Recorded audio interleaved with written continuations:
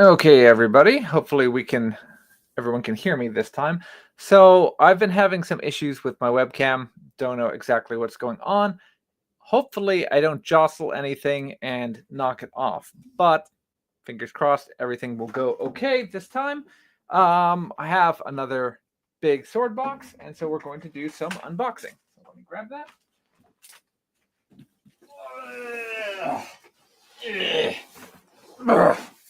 This is a big one.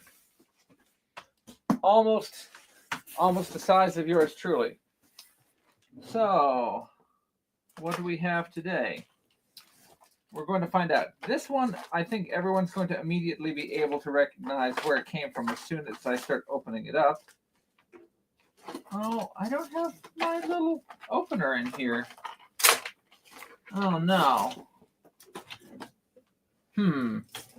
Well, you know what? We will do a little sacrilege, and we will use an unnecessarily large blade to open the box. But it'll work in a pinch.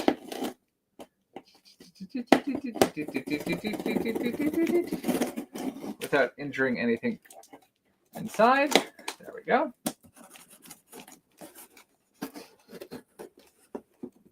Again, that's the joke, is that I never actually have a knife when I need a knife for knife-like activities, because I collect swords, not knives. So sometimes I do have to resort to using swords to open swords, it seems.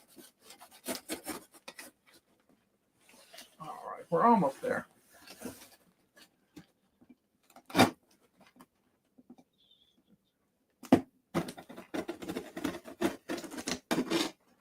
right. There we are. Oh, this is some thick tape.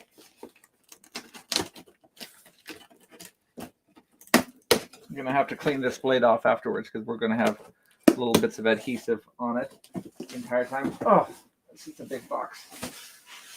Okay. And on this end,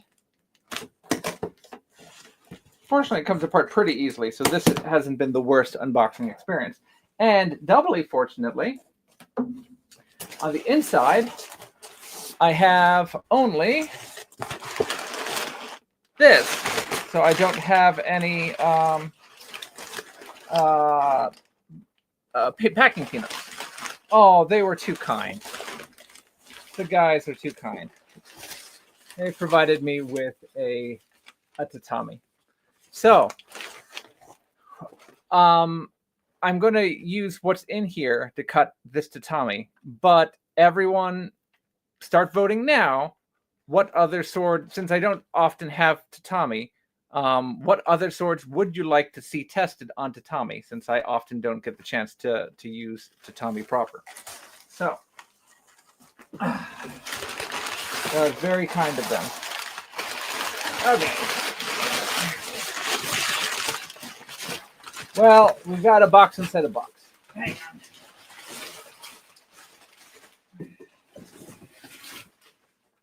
on. All right.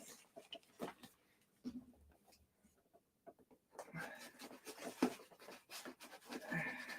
can do this without losing any fingers. There we go.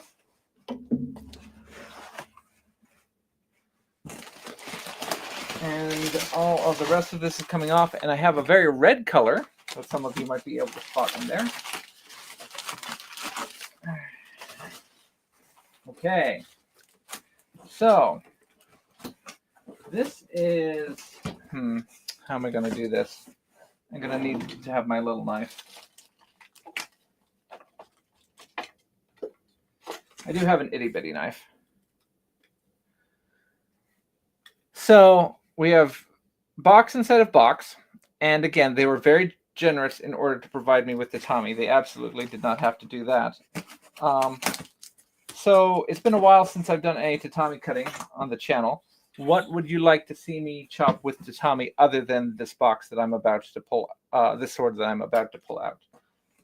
There's definitely some swords that I'm curious to see how they would do against tatami, just because the tatami is a kind of known quantity as to how other swords perform. So it's always a good idea to see how they perform against it. So the sword that has come out is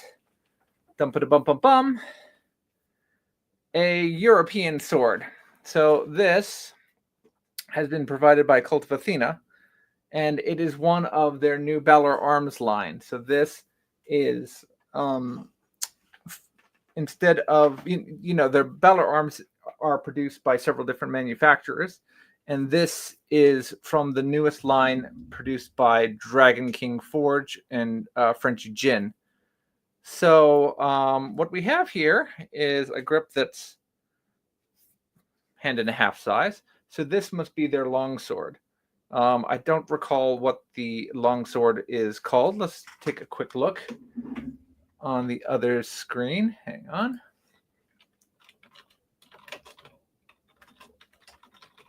It is called the 13th to 14th century longsword, and it retails for about here, let's see if I can share my screen. Present. How do I do that? This is great TV. Share screen. Screen 1. Allow. There we are. Picture in a picture. There we are. So it's the 13th to 14th century longsword, and it retails right now for about $400. And the beauty photos show a big fuller on it with possibly a diamond cross section at the end. That would suggest it's probably based around an Oakshot type 16A sword, blade rather. So let's see. I'm going to pull it out. It is brand new. It is greased, but it doesn't have a sword condom on it. We have, let's see what first impressions are. So there's some minor gunk where the throat of the scabbard meets it. It's got the Balor Arms insignia logo right there on the throat. It's very nimble in the hand. So for its length, there are many swords that are this side that are very heavy to the touch, and this one is not. This one is very comfortably 1.5 size, so I have no problem wielding it in a single hand. It's got good breadth, so compared to the where's the 15A, for example? Here, I'm going to start running out of space. If I put this one down, here we'll put it back in the scabbard for a second. And we'll pull down the more well-known 15th century Italian longsword. So if I pull down the Italian longsword, this is a beefier sword, believe it or not. It feels a little bit more substantial in the hand. It's definitely longer, and I suspect even it's got more thickness at the shoulders. So the new sword is wider, but not as thick. And so the 13th to 14th century longsword does not have as long a grip, and their blade length, and it's actually very slightly longer than the 15th century longsword. So I'm going to have to run the dynamics on this. This is rather interesting. Yeah, it definitely feels like a less substantial blade. The pommel is actually executed quite nicely. So here, now I have to put it back up. I have all these sharp swords. I'll just put this one behind me for now. There we go. So the pommel is executed quite well. It's got some good shape on it. It has a lot of taper in this dimension. It feels very smooth. The central recesses are really well done. The peen is nicely tucked in. The slopes of the cross are well done also. They're, again, smooth without a lot of casting lines, etc. I'm pretty happy with how all of the furniture has come out there. The grip feels really nice in the hand. The seam is really noticeable and pronounced. I'd prefer to have that a little bit more tucked in. And there's just the hints, the smallest hints that it's cord wrapped, but it's pretty subtle. So I'm not sure that you'd even be able to tell on camera that they did cord wrapping over the grip. It's almost just like you can see it right here past the risers, and then the rest of it basically doesn't exist at all. And everyone wants to know how the blade came. Let's see.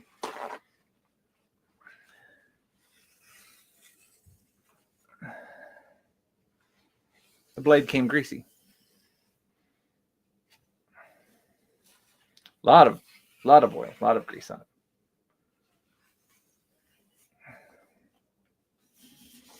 All right, let's see what we got. At the base, irregular.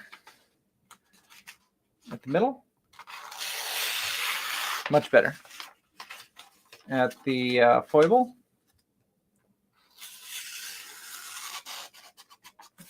it's passable. So it goes in. It will bite paper, but it's not crazy sharp. So it's about what I'd call Hanwei sharp, which makes sense if Dragon King is taking over some of Hanwei's line. So yeah, it's just barely going through the paper, so it's biting. But by comparison, if I'll put that up for a second, and like if I get where's my previous Valor Arms sword? So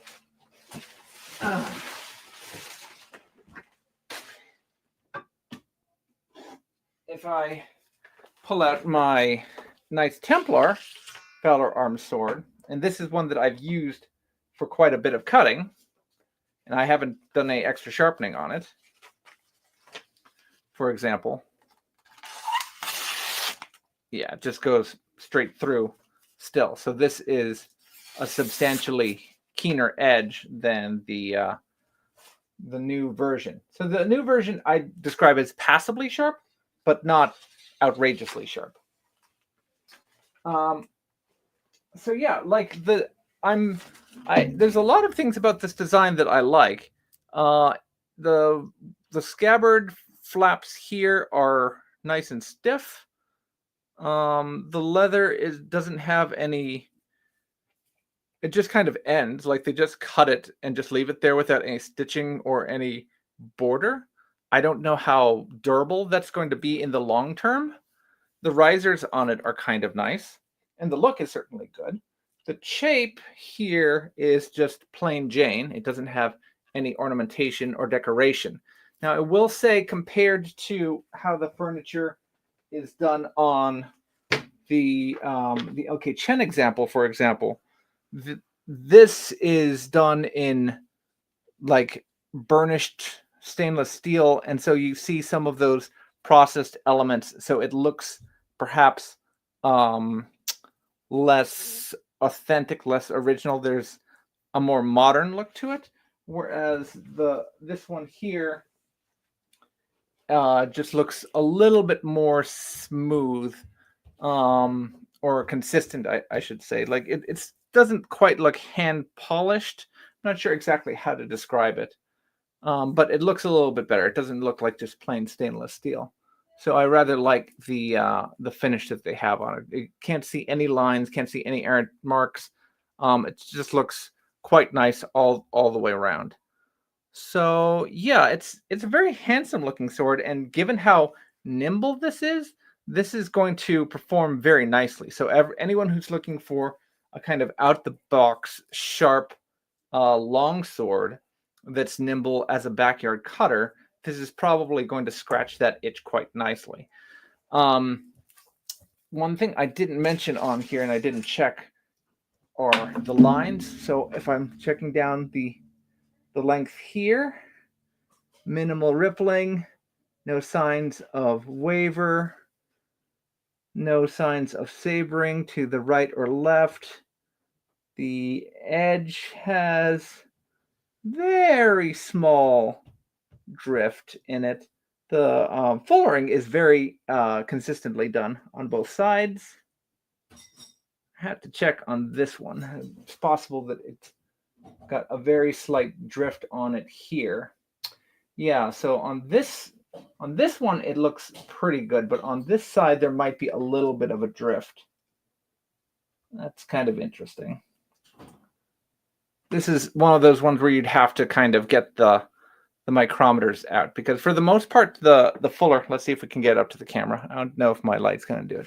The fuller is straight, so it's not that it's curved, but it may be very slightly, I'm going to get my fingers out of the way, but the fuller may be very slightly out of line with the center line of the blade. It's going to take a little bit of work with me, maybe some photography and maybe some orthogonal projection in order for me to figure that out.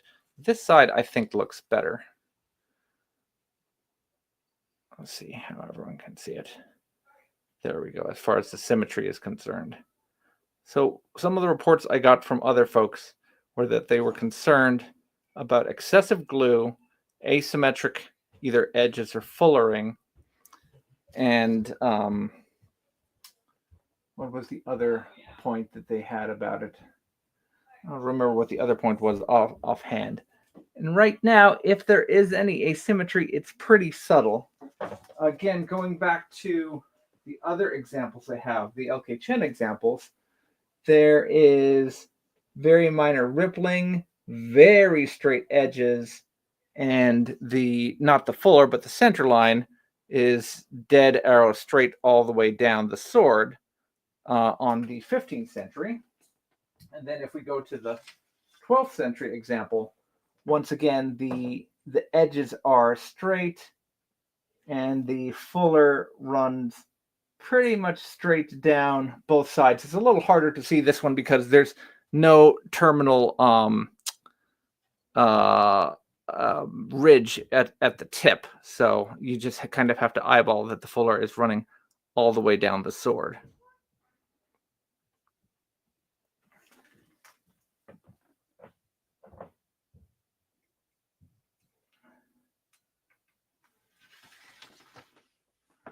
But yeah, I'd say it looks pretty good.